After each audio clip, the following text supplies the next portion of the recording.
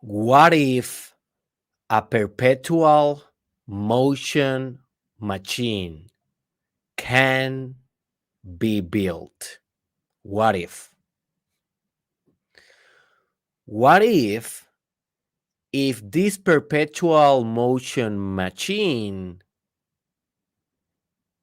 we can build this as a human being? Hmm. What if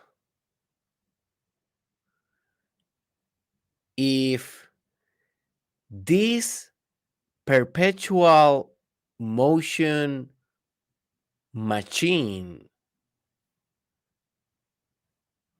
it is not only human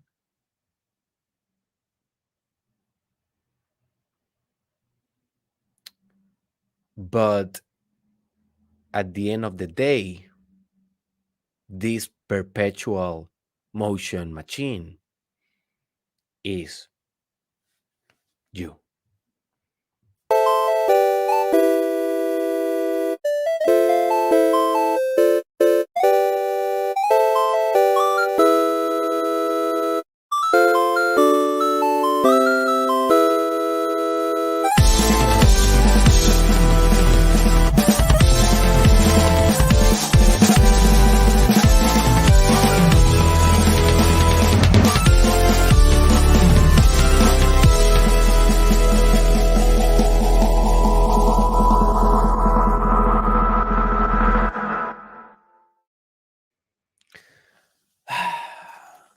Excuse me 1 second. I am having a little bit of problem here with the light. All right.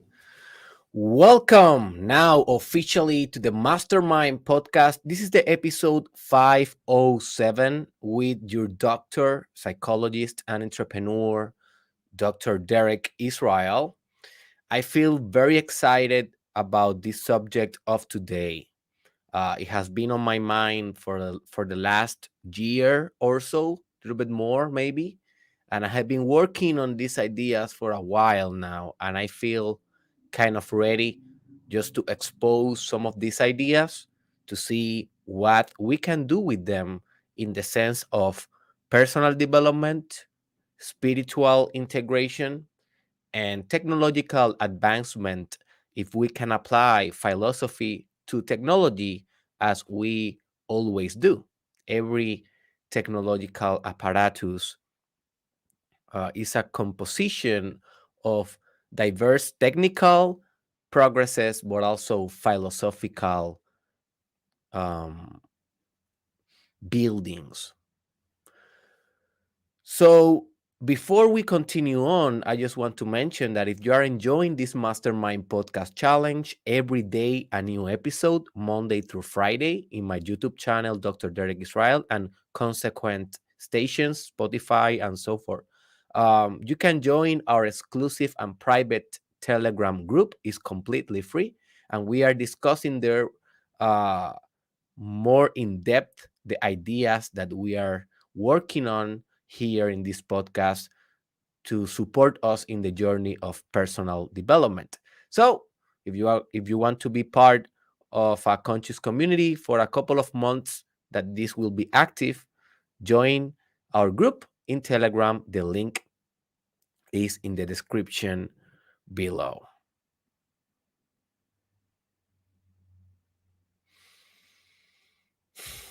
So, all right, let's go right with it. What is a perpetual motion machine and why you should care? Well, this is a very complex subject. It has a lot of technicalities. It has a lot of details that we are not going to discuss here in this episode because obviously I don't know everything. I don't understand every little aspect of the subject. And also, we don't have the time to discuss every little detail of this subject. So, understand that You're going to learn a lot today, but this research, you need to continue by yourself. You need to continue expanding what a perpetual motion machine is for you to really actualize what you are going to learn today and to really understand in a deep level what is this idea. Okay, this is the first thing that I want to mention. But basically, this is something, the perpetual motion machine, this is an idea that we humans has been looking to invent or to create since the Middle Ages. And we can argue that we have been trying to build this since we were able to think long before the Middle Ages. But at least in the Middle Ages is when a lot of people put a concentrated effort to try to build this machine. And this machine, basically, as the name suggests, is a machine that can run forever. It's a perpetual motion, an eternal motion machine. And the cool thing about this idea is that this type of machines can run forever without any external source of energy. So it's a perfect self-sufficient system. It's a perfect, efficient, symmetrical system in which energy is channeled in a way that can produce more energy. So the reason why I say that this is an idea is because we haven't been able, at least it is not publicly known. You know, we always have those conspiracy theories saying, yes, yes, yes, the CIA have some, the FBI have some, the Russians, they must have some. So, but yeah, maybe they have, maybe they don't. But at least publicly, we never have acknowledged the invention, the official invention of a machine like this. And it has been so tried before. So many inventors has tried before to invent this kind of forever motion machine, perpetual motion machine, that the patent of United States, the patent company or agency, like they prohibited that you can patent a perpetual motion machine invention because so many inventors were trying to patent this invention, and the idea is so out of the norm.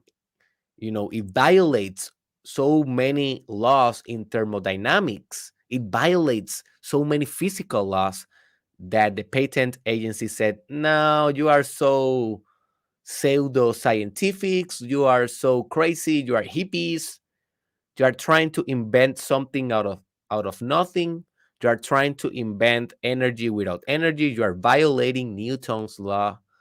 So we are not going to accept this type of woo-woo pseudo inventions anymore, and they prohibit it. So I don't know if it is still prohibited, but back in the day they used to do this, and this is very funny. For me, it was very funny.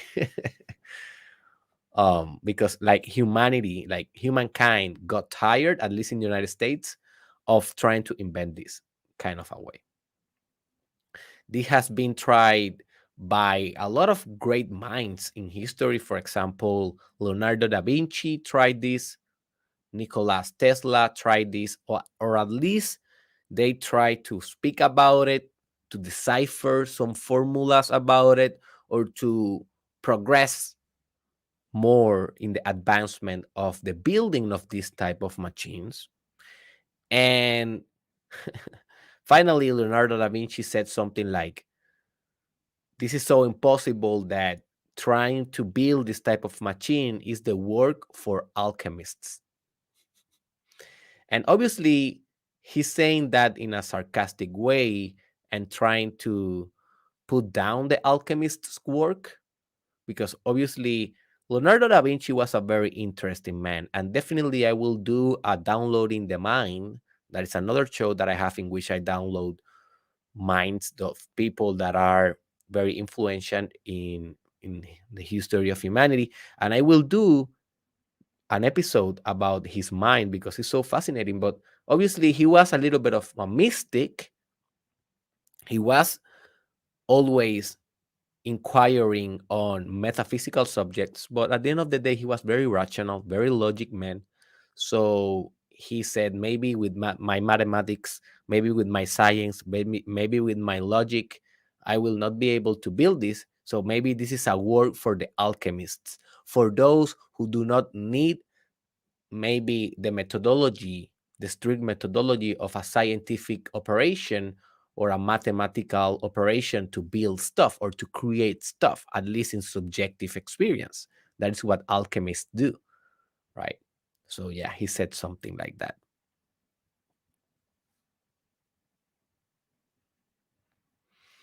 So, very important to mention that this type of hypothetical machine will be able to break physical laws. For example, the law of conservation, the first law that says that energy cannot be created, neither destroyed. And also the second law that basically in rice and beans, as they say in Puerto Rico, where I'm from, in rice and beans, the second law is basically said that every system that is doing some kind of work will degenerate uh, through time.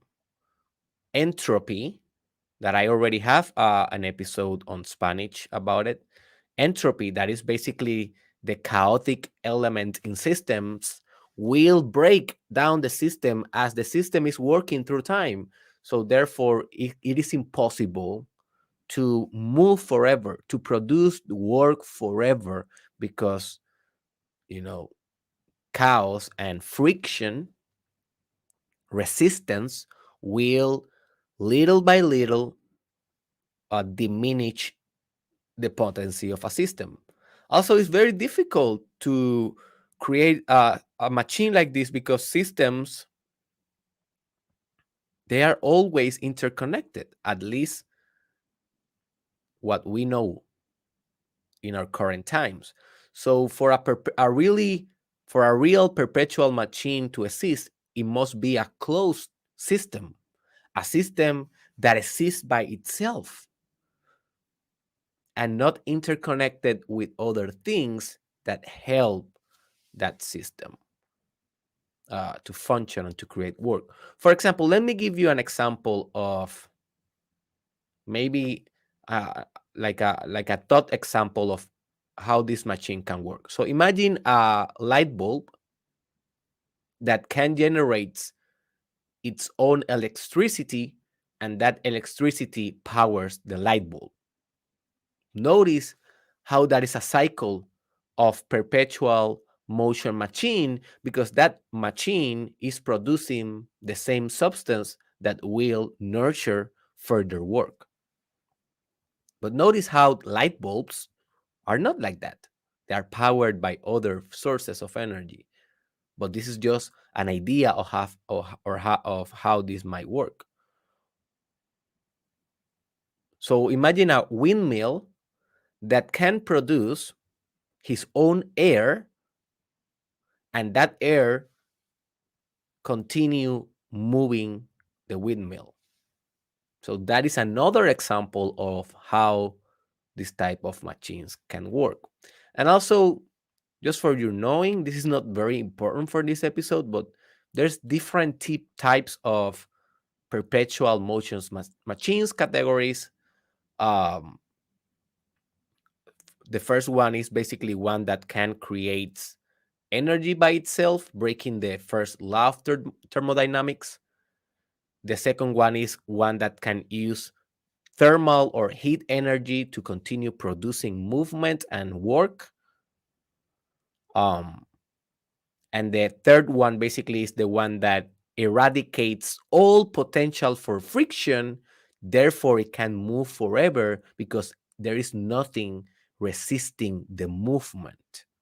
Now, again, these are hypotheses, these are ideas, these are inventions in our mind of how we can build something like this for us. And you may ask, why we want to build that? Well, that may be, at least physically and mechanically, if we build that using engineering and physics and we have a machine, well, that may be the solution for all of the energy problems that we have on Earth. We can have maybe clean energy, we can solve maybe environmental issues,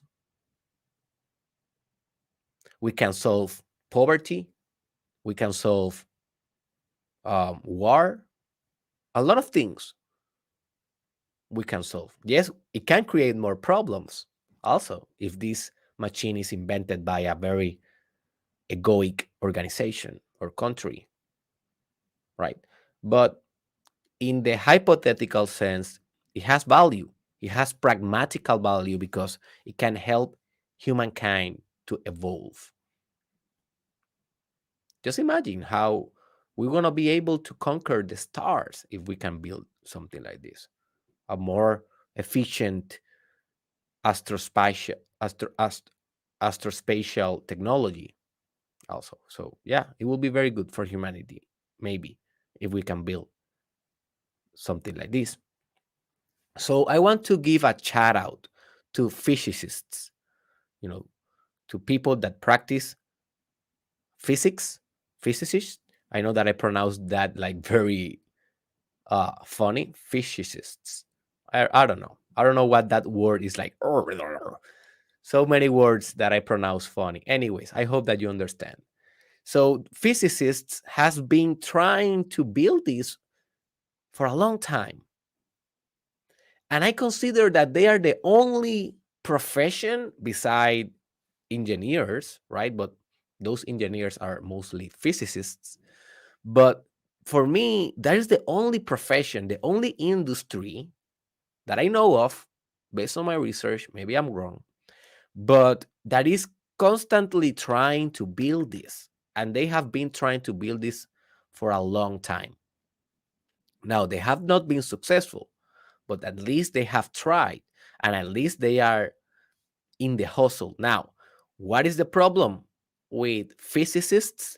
The problem with them, and also is the problem with most disciplines and organizations, this is not something exclusive for them, is that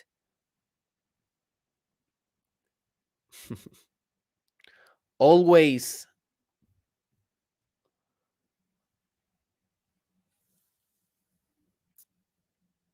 the top of the hierarchy, you know, in industries, they always get corrupted in a sense, and they lack vision sometimes. So a lot of the authorities in physics are saying this is impossible. Do not lose your time trying to do this. So we already know that this violates our laws. So do not try to build this. So I was researching in a forum for physicists, and the committee or the executives of that forum, they were saying, please do not talk about the perpetual motion machine. That is for pseudoscience. That is for mystics. Here we are working with real physical stuff. Don't talk about it here. So that kind of mindset is what stagnates a system, stop a system of more evolve, more progression, more advancement, because you are closing out even the ideas, even the liberty of ideas.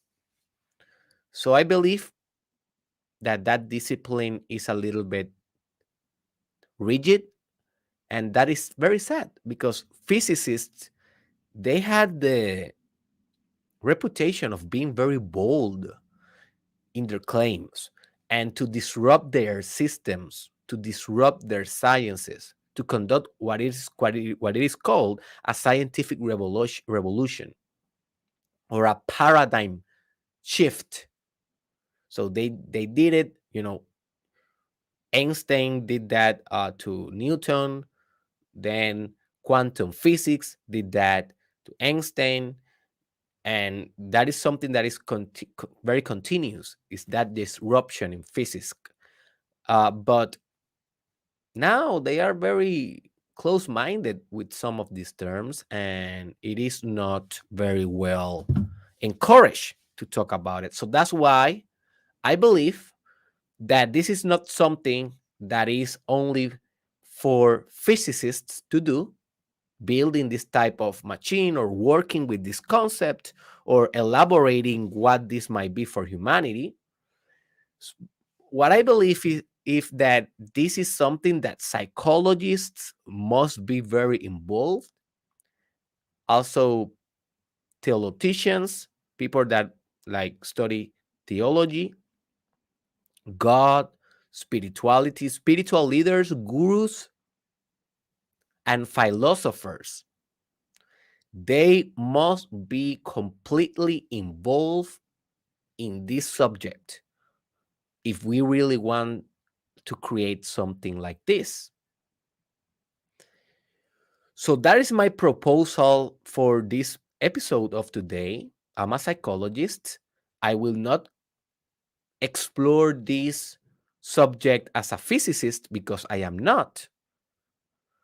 But I don't believe that this is something wrong to do because I believe that to create a perpetual motion entity, creature, machine, whatever, something with perpetual motion, it is not something that will be bound to physical laws. I believe that this is something that is bound by nothing, and it is unlimited by definition. So why we are only going to try to decipher this with physical laws if physical laws are only one aspect of the equation? That is stupid. That is trying to lock infinity in just one paradigm. How you can do that? You cannot do that. So I believe that physics or physicists had failed in creating this machine because this machine is holistic by definition.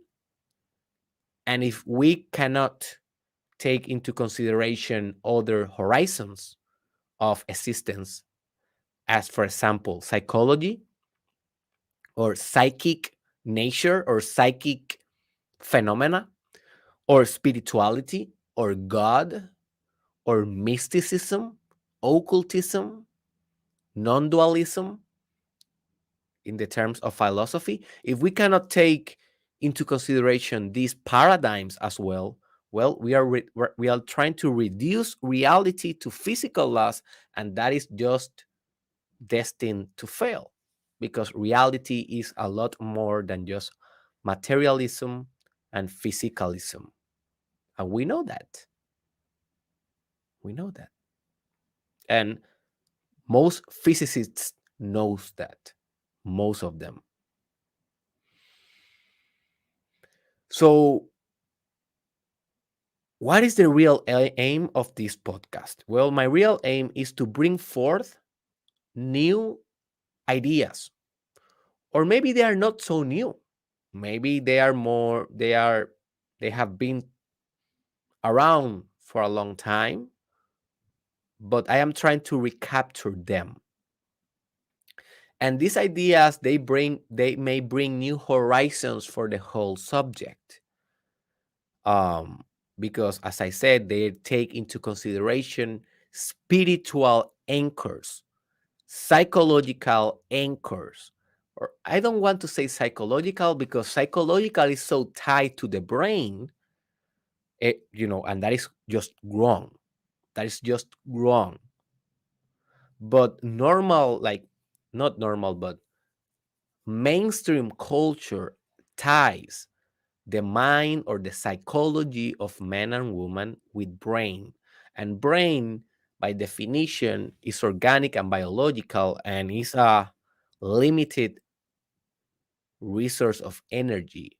So if we say psychology, we are practically saying brain, and we are practically saying non perpetual motion machine because the brain is limited in the energy that can provide.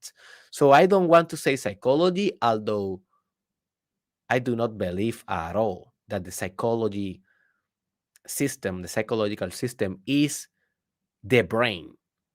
Now, they may be related, but they are not the same thing, right? The same construct. But, anyways, so I will say instead of psychological, psychical, because psychical, it is not so easy to attach to the brain. So, when we think about a psychic thing, we think about something more abstract than just a brain, right? So I will use that term for this podcast today. So yeah, I just want to bring new horizons, spiritual horizons, psychical horizons, and maybe some metaversal horizons in the terms of the metaverse. The thing with the metaverse is, the same thing with psychology. I haven't been able to figure out how we can have infinite computational power. And when we are talking about the metaverse, that is basically the conjunction of different technologies to create a virtual reality in which we can live. Not only play, not only have fun, not only socialize, but live forever, live our real life in the virtual universe. That is the metaverse, with everything interconnected, with everything operating smoothly. Well, I believe that in that specific technology, the metaversal aspect of it, we have horizons to create phenomena with perpetual motion. But the hardware that needs to power that metaverse, that is limited in energy. So I am kind of trying to figure that out, like at least in a conceptual way. But yes, I believe that also metaversal aspects will be very important in the future development of this kind of ideas. But mostly I will focus here on spirituality and psychical phenomena to describe how we might create this type of machine. Now, before I continue moving forward, I just want you to know that the structure of this podcast, it will be by hypothesis. I did this structure in a past episode, and I really like it. That episode, it is called Luminosity. What is spiritual light? So that is an episode that is very related to this one, and also it takes into consideration the interconnection between physics and psychology and spirituality. So if you are into this kind of world, definitely go and check that out in my YouTube channel, Luminosity, What is Spiritual Light? So there, I just establish hypotheses, right? Here, I will do the same. And why I do this? Well, because I need to recognize that these are just hypotheses and not conclusions.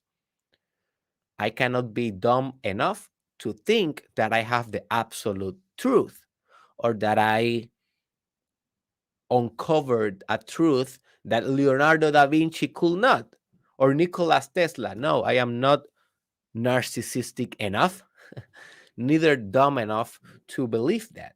I believe that these are hypotheses. I believe that these hypotheses are difficult to measure. I believe that these hypotheses may or not be measured,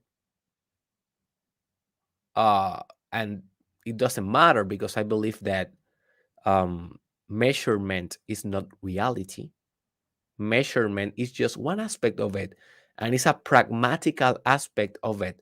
But we don't need to measure everything to manipulate the thing or to understand the thing, right?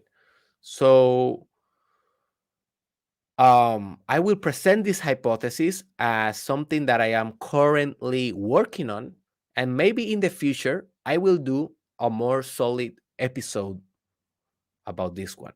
Now, if you are doing the challenge, stick in, because hold on, because at the end of the day, you will have the challenge for you and what you need to do with this knowledge. So it will not be very abstract. It will go down. It will come down to personal development and a pragmatical approach of how can you really apply this knowledge. So let's go right into it. Enough of the introduction. So the first hypothesis.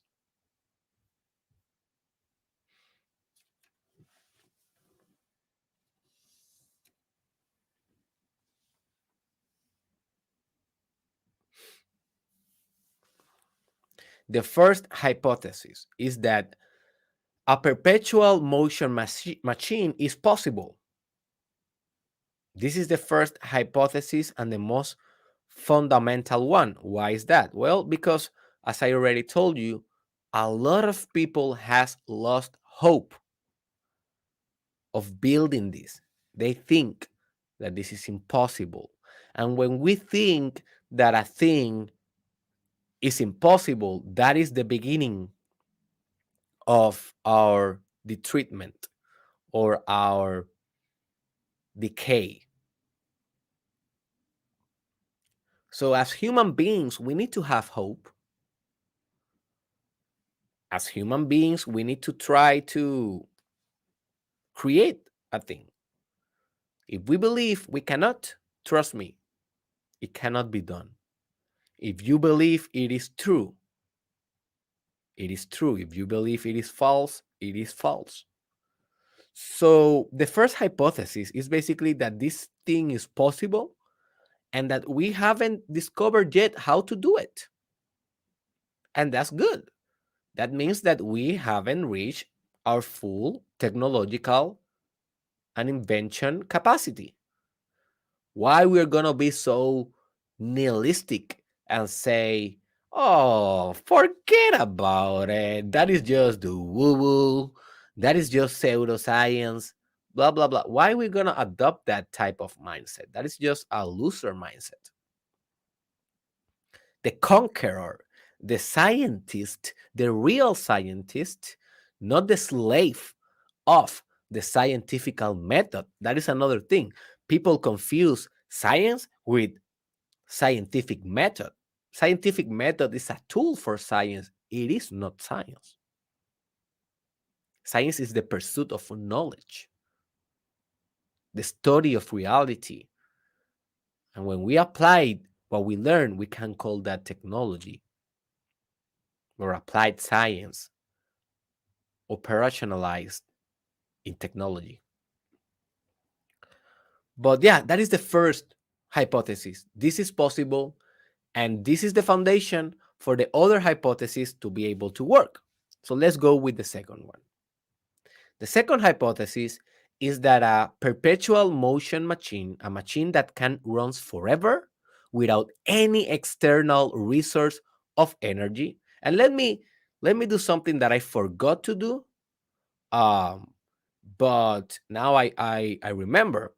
But I think that I already, I think that I am not late to do it. And for you to benefit around this, you need to go to my YouTube channel and watch the video, not only the audio format, because I will be presenting some images of Google about different types of perpetual motion machines that people have been trying to build over the years.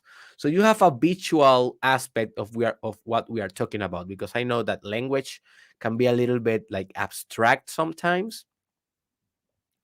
So maybe with a little bit of visuals, you will be able to um, appreciate better. So let's go here. I'm here in Google. So this was one of the first inventions that they tried to do for the perpetual motion machine. Who was that guy that tried to do this? I forgot the name. I think he was an Hindu. He tried to basically do like a wheel in which these balls, basically with the movement, they will pressure in a certain part of the wheel, and that pressure will basically create a perpetual movement, because this wheel will be moving and the balls will be moving, and the weight of the balls will do that uh, the wheel continues moving forever. That was an invention that didn't work too well, but they tried. So there's another one that I really like. Maybe is this one is with temperature. Basically, this little animal here, this machine, will drink the water. The water will fuse with this other thing that is here. It's like a chemical, and that will create like pressure and temperature, and the movement will go forever. But also that do not work, or that is not perpetual enough. There's another one that I'm looking for. Maybe it is. Where is it? This one. This one is the one. This one for me is very interesting.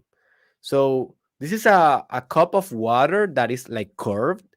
So the pressure in this tiny tube will make that the water will be fulfilling the glass forever until the water is evaporated. So that's kind of a cool invention, right? So also Leonardo did his own machine. Where is it? But you can see other pictures of mechanisms that have tried to move forever without any type of, I think this is the one of Leonardo, external source. But remember, it is not only about moving, it is also about creating work. Because, for example, um, people have been trying to say that since we discovered what is time crystals, and that is another subject that I recommend you to research. It is a mind blown subject. It is called time crystals. Crystals based not on space but on time. Like they can move forever, but they cannot produce work because they are in a ground state in a quantum system. And that means that they don't have basically energy. They are in a neutral state, although they are moving. So they cannot transform that energy into mechanical form and do some type of output or some creation about it, right?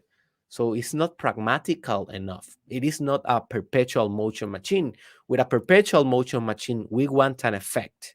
We want that machine not only to move forever, but to create something tangible, to create something that we can benefit from.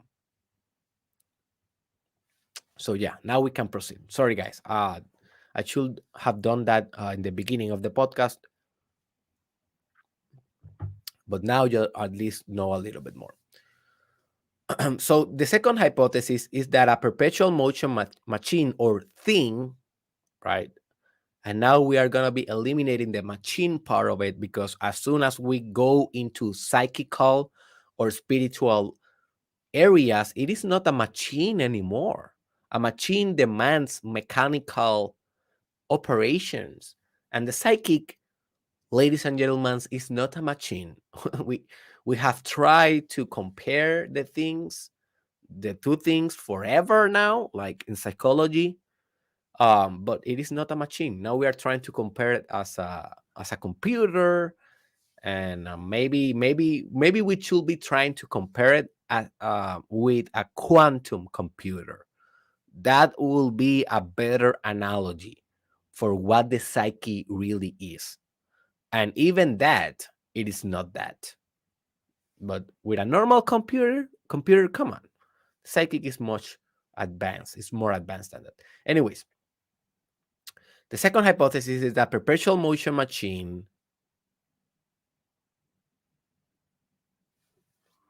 let me just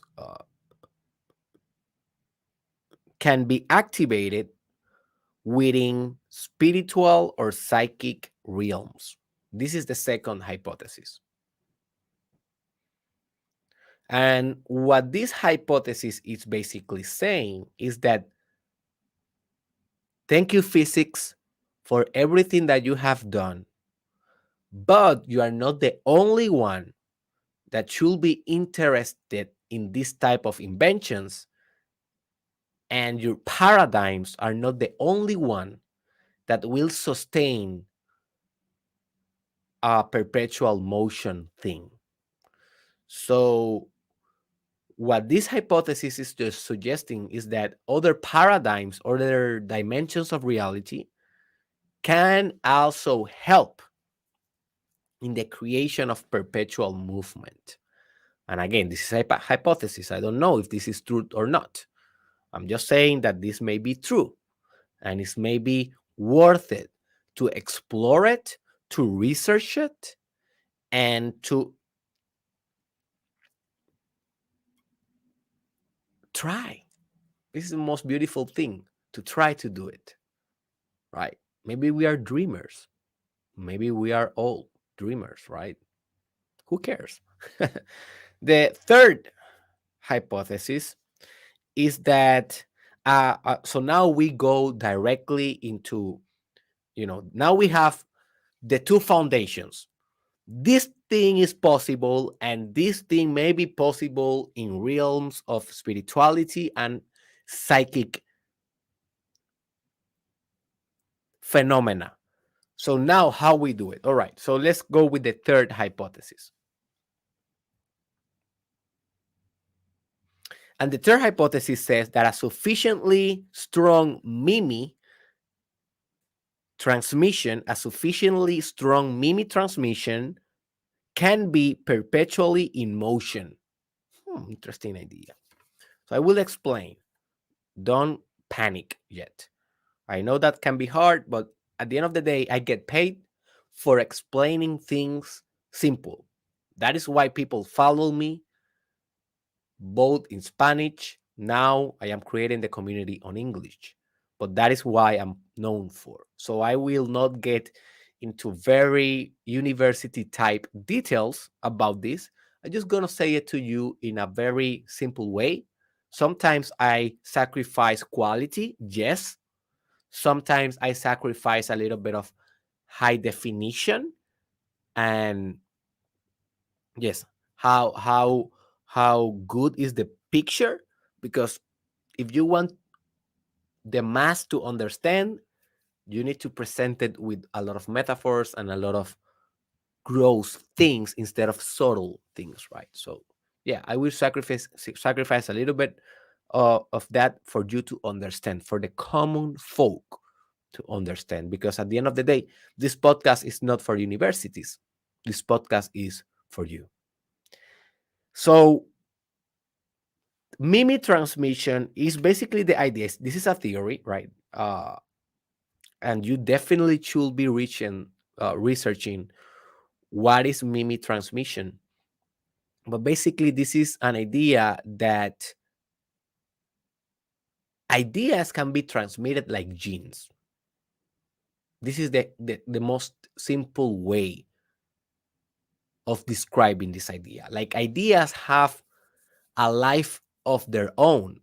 Not very different, not very different to which Carl Jung, famous psychologist, psychiatrist, philosopher, mystic, he said when he said, that some autonomous psychic systems can have a life of their own. Autonomous psychic systems, perpetual motion machines. So I don't know if he was thinking about perpetual motion machines, but when he says autonomous, he's saying maybe closed systems that are not relating to other systems. But I don't believe that they are so close. But anyways, that is another subject. Um, but what I'm going to say is that ideas can be transmitted and have a life of their own, right? So a sufficiently strong mimi or idea or concept or worldview can be perpetually moving forever. Now, I don't know if this breaks the first law. I don't know if always ideas are a transformation of other ideas. Maybe. But then you need to ask where that first idea came from, right? So this is a tricky question. It is not that easy to answer. But let me give you an example of a mimi transmission that I believe it will be maybe perpetually moving. And this mimi is the mimi of Christianity, the idea of Jesus Christ, and the whole organization around, sorry, around this spiritual belief and religion. Now,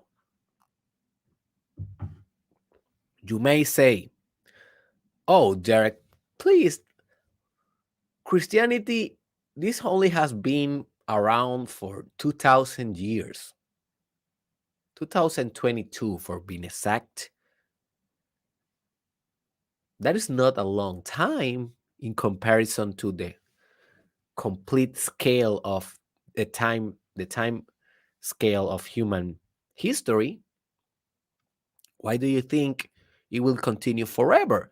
Because let me tell you something, little psychologist. Christianity will die. Someday we're gonna understand and prove the Big Bang, and we're gonna prove, the theory of evolution, and we are gonna prove everything that discard creation as a metaphysical possibility. So that day, the mimi, the idea that you are saying, right, of Jesus on Christianity and all around it will be dead. And it will not be creating more work. Because remember, these ideas create work. These ideas, they don't just flow in your brain and in your mind, they create output. They create something, they permeate your actions. So if this idea die, maybe we don't we cannot have mimes perpetually moving intergenerationally. Now, this is just another idea. The fact that you are thinking that science will debunk Christianity and rule the world, that is just another idea.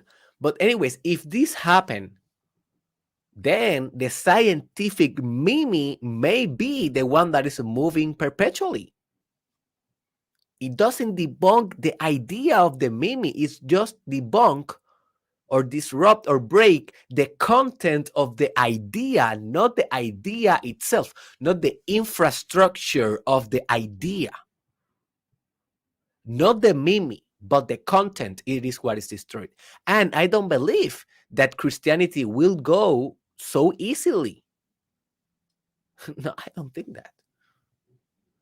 I may be wrong, but I think that Christianity, By the way, I am not a Christian. I am not a very religious guy. I'm a very spiritual guy, but not a religious guy. So don't get me wrong. I am not saying this because I believe in Jesus Christ. No, at all. I love Jesus, but I don't necessarily believe in the paradigm surrounding Jesus. But that is another subject. Um,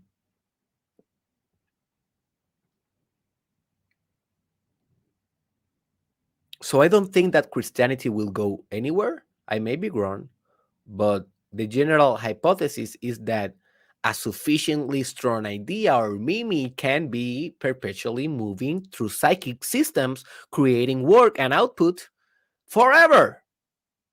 Maybe, maybe not. I don't know. That breaks thermodynamics laws. I don't know. Let's see. You should judge this with your own criteria. Remember, this is not absolute truth. This is just a potential truth. This is something that is currently in the laboratory.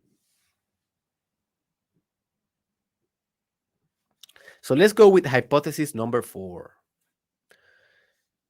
A sufficient impactful artwork can facilitate perpetual inspiration and dynamics, which can surpass the energy of the creator or artist through time.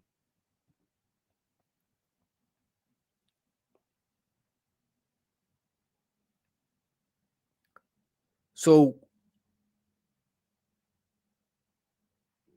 who do you believe has accumulated or generated more energy? Vincent van Gogh or the works of Vincent van Gogh? Who do you think has created more work or energy? The human Mozart or the artwork of Mozart? The human Shakespeare versus the work, the corpus of work. And if you want more information about this, go watch my previous episode titled How to Be Stupidly Prolific, in which I discuss better how to create like these great men and women.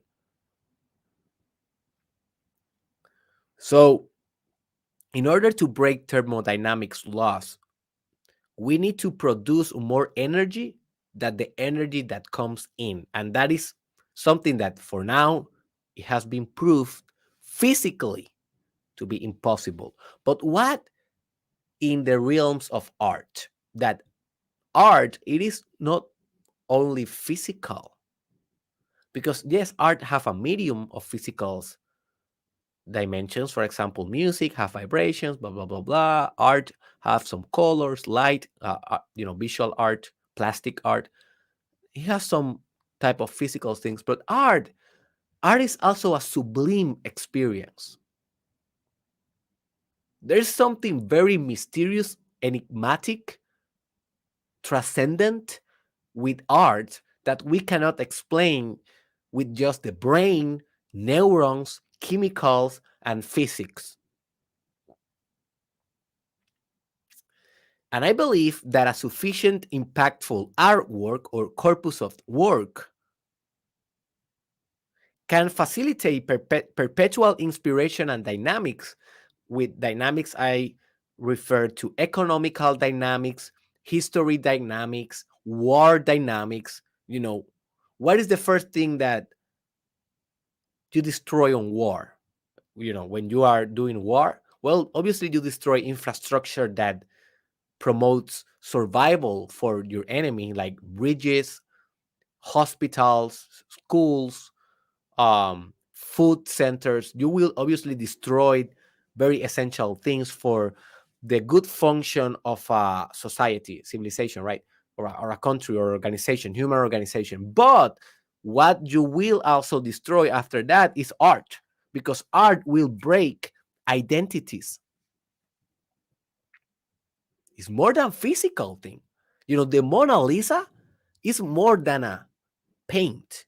The Mona Lisa is a movement, it's an idea, it's a sublime experience, it's an utopical kind of art. We aspire to do something like that. It is an abstract, it is a discussion, it is a continuous debate. A Mona Lisa is more than a paint. Don Quixote is more than a book. Who has more energy and dynamics? Cervantes that wrote Quixote, or Quixote as the book? Quixote as the movement, Quixote as the inspiration, Quixote as imagination, Quixote as a film, Quixote as a song, Quixote as a character, Quixote as a philosopher, Quixote as an example for the children. Who has more energy? In this sense, sometimes the artwork can overproduce more energy than the artist. Who has more potency right now? Derek Israel or the 507 episodes of Derek Israel in this podcast? Good question. What when what will happen when I die physically? My work maybe will continue if it is sufficiently good and and people value my work. That is not something that may happen, may happen, may not. I don't know. Some people are born after death. Nietzsche said that. Maybe I'm one of those, or maybe not. But maybe I will be dead in 100 years, and the Derek Israel energy is gone. But this work, how much inspiration will continue to cause forever? And that inspiration will create work, people creating different things forever, and mimi transmission by that art form. Well, I don't know. Maybe this is a possibility. Maybe it's just philosophy. I don't know. I am trying to figure this out. I am sharing with you my thoughts about it. Hypothesis number 5. Oh boy. And this is a good one. This is like the esoteric one. The haters of the esoteric or the haters of the spiritual will be waiting for this one to say, "Oh, finally you said the word." Anyways, this is the one. Hypothesis number 5. A God, that is the word, a God state can be a perpetual motion state. Ooh, interesting idea.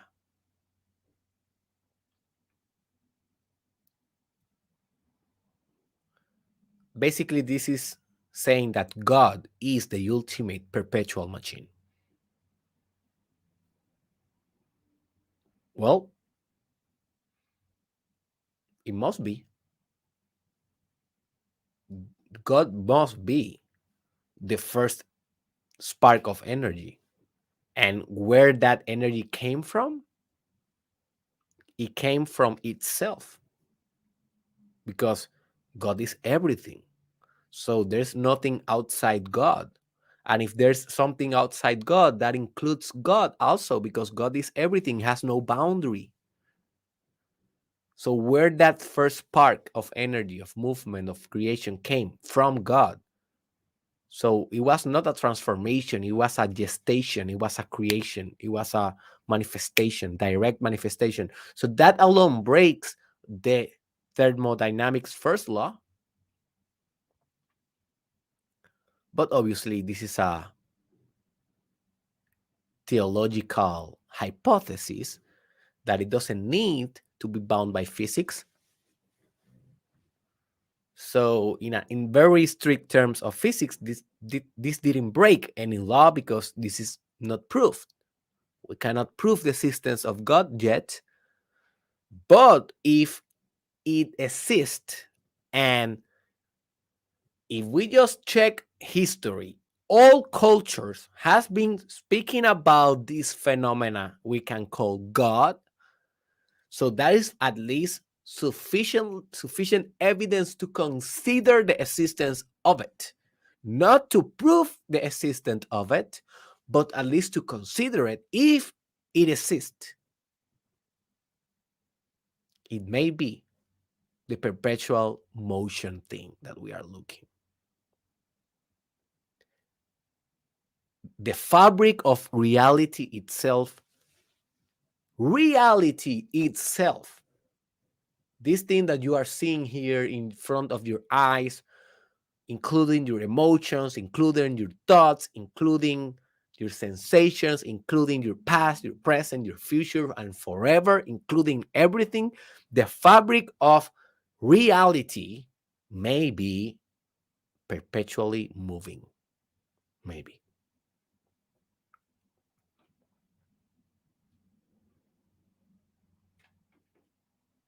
Hmm. That is kind of an insight, huh? That's why you continue watching this. Because I'm bringing here stuff that almost no person on earth is sharing. Like very few of us is doing this type of deep work, and you are part of it right now. So congratulations for you. Not everyone will stay an hour hearing something so advanced, so complex, so obscure like this. But trust me, if you apply what you are learning, if you draw the philosophical into the pragmatical, into the earth based, you will reap some benefits. So stick with it. Next hypothesis, number 6, is that, and this is very, very psychological one, a purity of life purpose can make you perpetually moving, or can move you perpetually, basically. A purity of life purpose, of a life purpose that is absolute pure. And let's reduce this, at least it can move you perpetually until you die physically. But in terms of your emotions and your inspiration and your creativity and your artistic capability and your service and your drive to do it and your intention, these things that are more psychologically can be perpetually moving if you have a purity of life purpose. What I mean by purity of life purpose, a life purpose that doesn't have any resistance to it. Remember, the second law of thermodynamics says that entropy will break the system. Entropy will disrupt the function of the system, the work. So if you have a very impure, not pure at all, life purpose, maybe it's very contaminated with your culture, maybe it's very contaminated with the aspirations of your mother or your father, of your family. So it's not pure you. It is not a pure, authentic life purpose, life meaning. It is not a pure, authentic, singular way of understanding your own life. If you are like that, if you are like a partial life purpose kind of man or woman that is very contaminated, you will have a lot of resistance to do this, to conduct yourself in this matter, to create your life purpose, to manifest it. You will have resistance. Why? Because you are not authentic, and everything that is not according to your most constitutional values will give you inner resistance. And by giving you inner resistance, that means that energy will dissipate, energy will be lost, trying to not only creating and manifesting your life purpose, but also fighting with the resistance.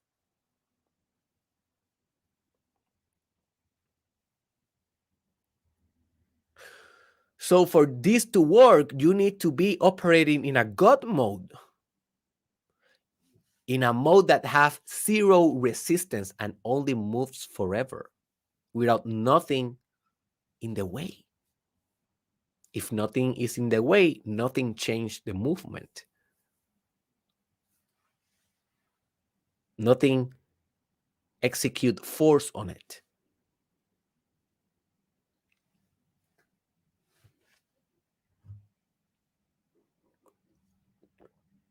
How do you reach this? Well, I have a course. Um, Let me see if I have the banner here. I have a course that I call the Life Purpose course, or Manifesting Your Life Purpose course is the real name. And in this course, I teach you all about creating, manifesting your life purpose. And I cannot guarantee a purity of life purpose. I think that is an ideal. And I don't even have a purity of life purpose yet, but I'm working towards it. And you can do techniques like meditation, yoga, pranayama. You can do a lot of techniques to purify your life purpose, to move towards it almost perpetually, without zero contamination, with zero contamination, right? So, but yes, this is an ideal, folks. This is something that we aspire. I don't believe that we can really channel a life purpose so well, because for that, the first thing that it must be dead is the ego, and it's a tough thing to do, but at least we can strive for this kind of values. Hypothesis number 7, and we are only two more to go, is that love is the ultimate perpetual movement. And I know that it sounds a little bit cliche, and I know that it sounds a little bit mainstream and even girly, like, oh, love, oh my gosh. Now what? What is the next one, psychologist? What is the next one? Sex? Yeah, sex is the next one. Well, it is not the next one. But when I mean love, obviously, love and sex are on a spectrum. Sex, sexual energy being like the most gross aspect of the love energy. And love energy is like the most subtle and pure aspect of um, that type of energy.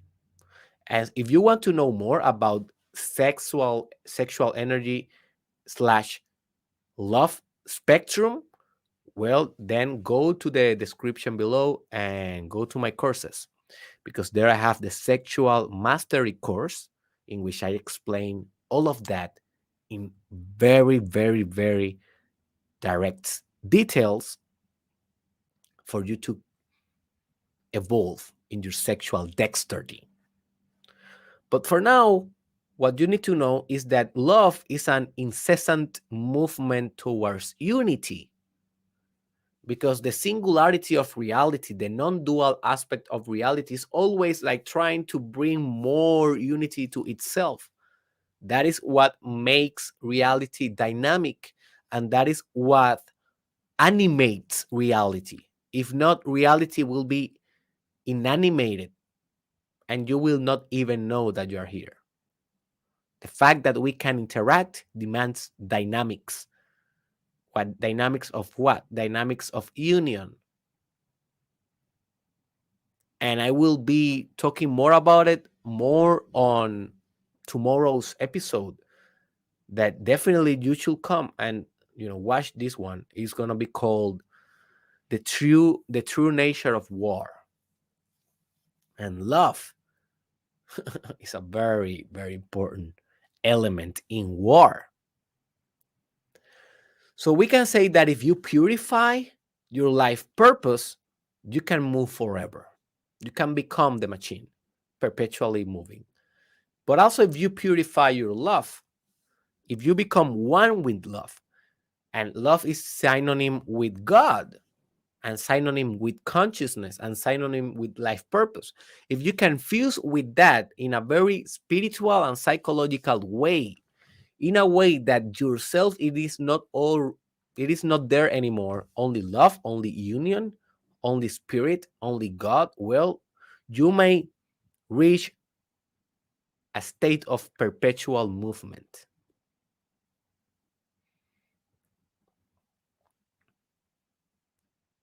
because we will never eradicate love. my friend. Never. Love has been here with us forever and will be forever here with us. So I cannot think about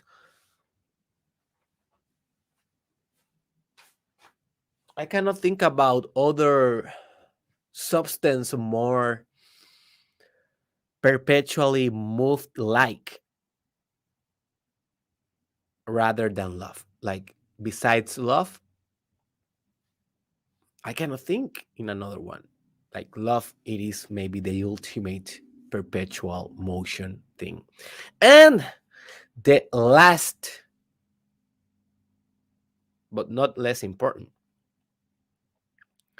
hypothesis, the number 8, and this is essential. This is basically what construct the whole episode, and this is what will bring personal development into the equation. And for you that are doing the challenge, this is the most important for you. And it's the following. You are the perpetual motion machine, but because you are not a machine, you are more than a machine, you're a human being, right? Let's change this name. And for now on, I will be referring to this concept of perpetual motion machine as perpetual motion being. You are a perpetual motion being. So in the future, maybe in my books, maybe in future podcasts, so I will be referring as perpetual motion being because I am acknowledging that if we are that, if we are what we have been trying to invent, well, we are not a machine, so we need to change the name. So we are beings, right? So that is why. So we all know that we are everything. You are God, you are love, but not as an ego, but as an spiritual being, as an infinite being that is right here, right now, in this finite form. This finite form, this limited form that you are seeing here, your body and your ego, this is just an illusion. And we know this by not only quantum physics, but also Hinduism, Buddhism, all the religions, all the philosophies that are very, very, very profound. They all realize this. We are all. So by definition, you, but not you as an ego, you as everything, you are God, you are love, you are compassion, you are energy, you are sex, you are art, you are language, you are this communication, you are this experience, you are the whole fabric of reality. There is no distinction between you and everything else. So in this worldview of non-dual state, of complete harmony between infinitely interconnected systems that are not interconnected because they are one, but we can say interconnected just to have a notion of it in a conceptual level. Well, in this notion, in this type of reality that maybe, well, then it is obvious at the end of the day, we are the machine. We are the perpetual motion being. Ta-da, voila, woo woo. Where is the confetti? Where is the piñata? Where is the piñata? You know,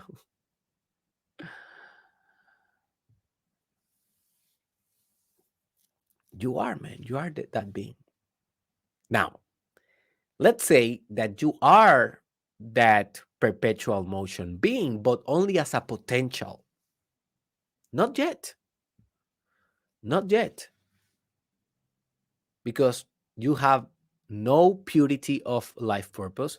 You have no infinite love yet because you have an ego that is already blocking everythingness, is blocking the whole cosmic experience out of you. Because for you to have this experience right now, that means that you cannot have other experience right now. You see, if you are old, you will have all the experience at the same time and you will be moving perpetually forever. But because you have an ego, strict ego, a fixed identity, a fixed you, well, you only have you. But that is only an illusion. If you eradicate that with everything that I'm teaching you in the challenge, the meditations that I'm teaching you, the self-suggestions that I'm teaching you, the pranayamas that I'm teaching you, the journalism techniques that I'm teaching you, the deep psychology techniques that I'm teaching you, the metaphysical techniques that I'm teaching you, the philosophies, mindsets, lifestyles, habits that I'm teaching you. If you practice all of this daily, forever, with discipline, deliberately, you will eradicate little by little the ego until your ego is everything. And then you will say, "Oh, yeah, I am the perpetual motion thing, but not I, but I with a capital, I."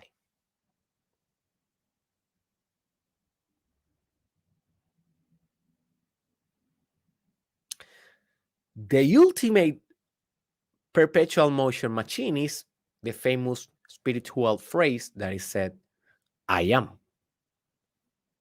I am. The Om. Om, I am. And that is the moment in which reality acknowledges that is all alone in his own game. And this connects with the episode that I strongly recommend you to listen that is called Why how that calls Why Reality Will Turn into a Video Game. So definitely check that out in my YouTube channel. Why reality will turn into a video game. Because at the end of the day, it's just a game. It's not a video game. That is another metaphor. You need to listen to the podcast. You need to listen to the episode before judging and saying, oh my gosh, this guy is crazy. Listen to the podcast. These are fresh ideas, that they will have impact if you implement them. Okay. So that's it. I want you to make a comment down low below, uh, about